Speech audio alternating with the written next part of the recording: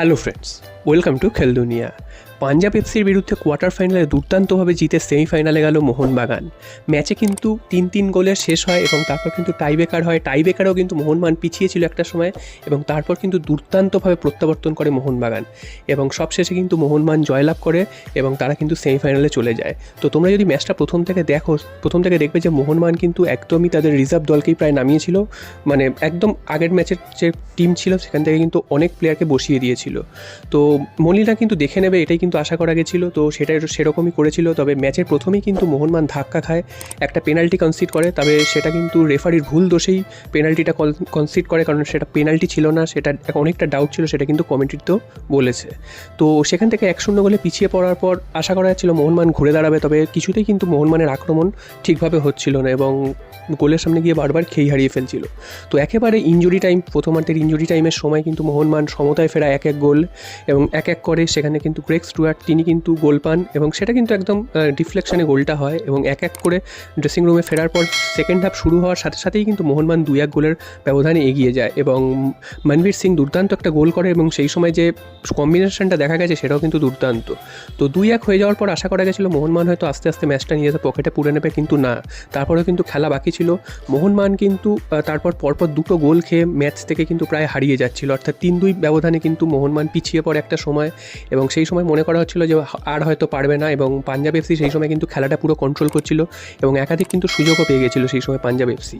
তবে মোহনবাগান কিন্তু আবার কিন্তু গোল শোধ করে এবং জেসন কামিন্স তিনি কিন্তু 3-3 করে দিয়ে চলে যান এবং খুব দুর্দান্ত একটি গোল করেন। জেসন কামিন্স ঠান্ডা মাথায় একদম প্লেস করেন এবং 3-3 হয়ে যাওয়ার পর মোহনবাগানের সামনে সুযোগ এসেছিল গোল শোধ মানে আরও গোল করার, তো সেটা কিন্তু হয়নি। 90 মিনিট কিন্তু 3-3 থাকে এবং সেই ম্যাচ কিন্তু তারপর টাইব্রেকারে যায়, অর্থাৎ এখানে এক্সট্রা টাইমের কোনো ফেসিলিটি নেই, ডাইরেক্ট টাইব্রেকারে যাবে। তো সেই টাইব্রেকারে যায় এবং টাইব্রেকারে কিন্তু প্রথম শটটাই মিস করেন জেসন কামিন্স এবং তারপর কিন্তু পাঞ্জাব 1-এর পর 1 গোল করে যায়।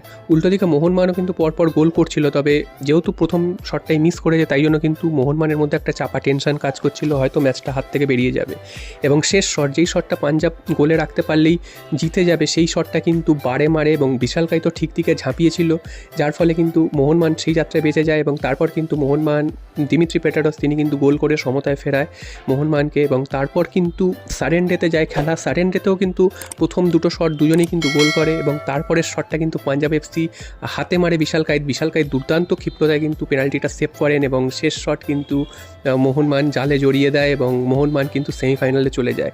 তো একটা নাটকীয় একটা ম্যাচ হলো বলা যায়। রেফারির প্রচণ্ড ভুল ছিল, রেফারি কিন্তু মোহনবাগানকেও একটা পেনাল্টি দিতে পারতো, সেটা দেয়নি, সেটা না দেওয়ার জন্য কিন্তু মোহনবাগান বঞ্চিত একটা পেনাল্টি থেকে এবং সব মিলে কিন্তু মোহনবাগান দুর্দান্ত একটা ফুটবল খেলে এবং শেষ পর্যন্ত একটা জয়লাভ করে। এরপর কিন্তু কলকাতার জুহরতি ক্রীড়াঙ্গনে মোহনবাগান সেমিফাইনাল খেলবে কেরালা ব্লাস্টার্স বনাম বেঙ্গালুরু এফসির যে বিজেতা হবে তাদের বিরুদ্ধে। তো তোমরা অবশ্যই জানিও যে তোমাদের ম্যাচটা দেখে কেমন লাগলো এবং এই ম্যাচটা থেকে মোহনবাগান কিন্তু আউট হয়ে যেত। অনেকবার এরকম সিচুয়েশান এসেছে যে হয়তো মোহনবাগান হেরেই যাবে, তো সেই জায়গা থেকে মোহনবাগান ম্যাচটা পার করলো। যদিও মোহনবাগানের ডিফেন্স কিন্তু একেবারেই অগোছালো এবং এখনও দেখে মনে হচ্ছে যে প্রত্যেকটা প্লেয়ার ঠিকভাবে ফিট হয়নি, তারা প্রি সিজন হিসাবেই ম্যাচটাকে দেখছিল, এটা কিন্তু জানিয়েছিলেন মলিনা। তো সেরকমটাই কিন্তু খেলার মধ্যে ছাপ পাওয়া গেছে, যদিও ভাগ্য ভালো যে মোহনবাগান ম্যাচটা জিতে সেমিফাইনালে যেতে পেরেছে এবং এখনও কিন্তু মোহনবাগান কলকাতায় ট্রফি আনার আশাটা কিন্তু